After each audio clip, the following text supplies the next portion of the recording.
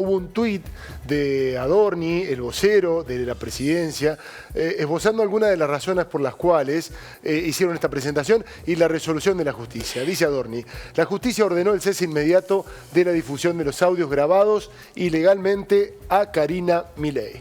Reconoció que se trata de una violación grave a la privacidad institucional y no un caso de libertad de expresión, y adjunta el documento del Poder Judicial, dictando este fallo para prohibir la difusión de los audios de Karina Milei.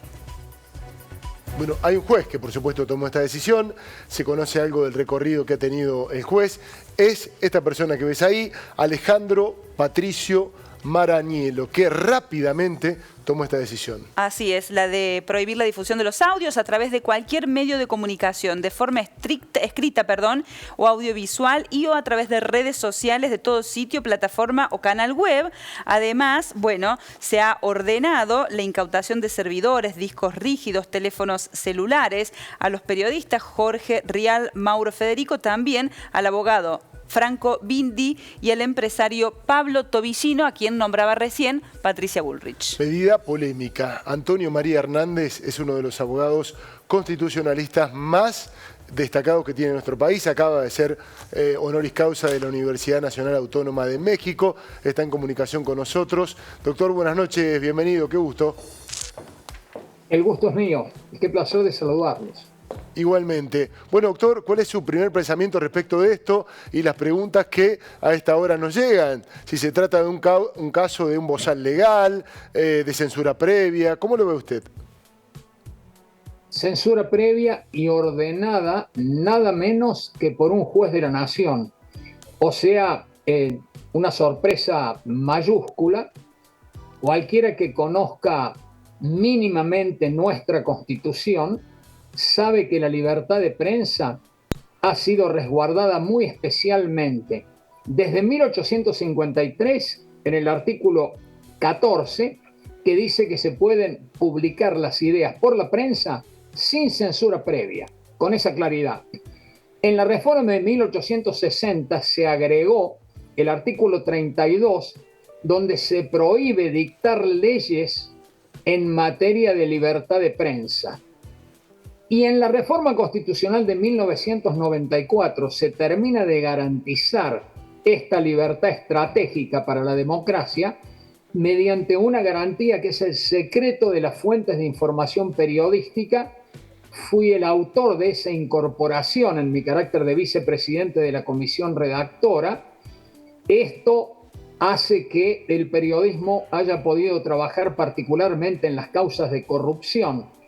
De tal manera que si a eso nosotros unimos de que en la reforma del 94 se dio rango constitucional a 11 instrumentos internacionales de derechos humanos, como la Convención Americana, como por ejemplo la Declaración Universal de Derechos Humanos, la Declaración Americana de Derechos Humanos y el Pacto Internacional de Derechos Civiles y Políticos, en todos ellos se consagra la libertad de expresión.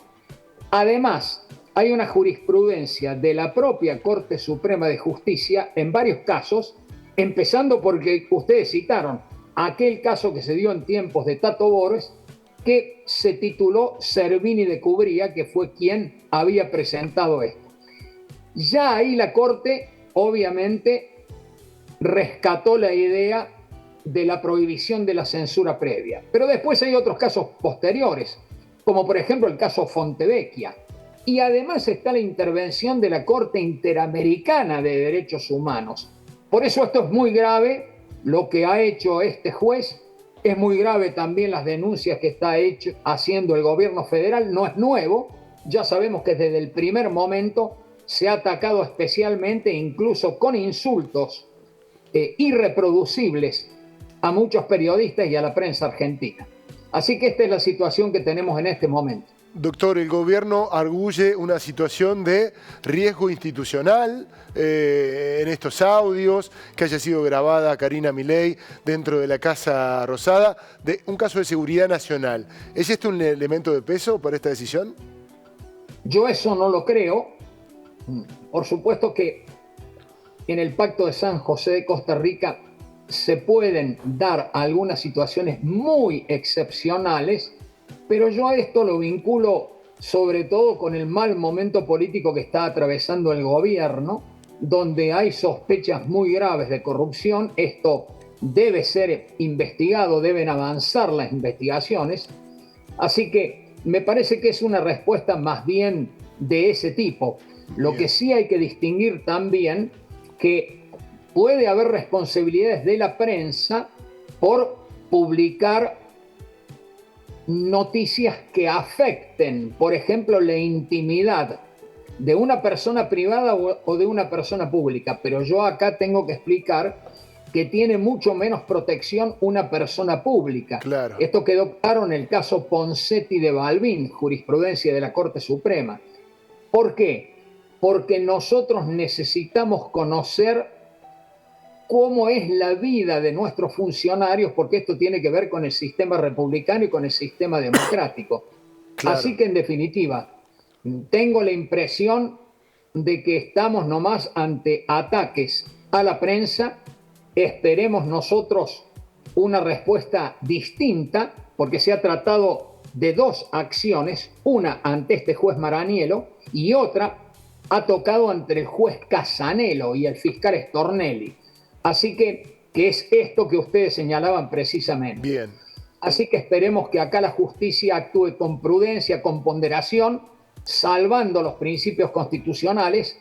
Hay que entender que la libertad de prensa es esencial para el sistema republicano y que todo ciudadano tiene que tener acceso a la información pública, y que en la Argentina hace falta un debate robusto precisamente para tener una democracia más sólida.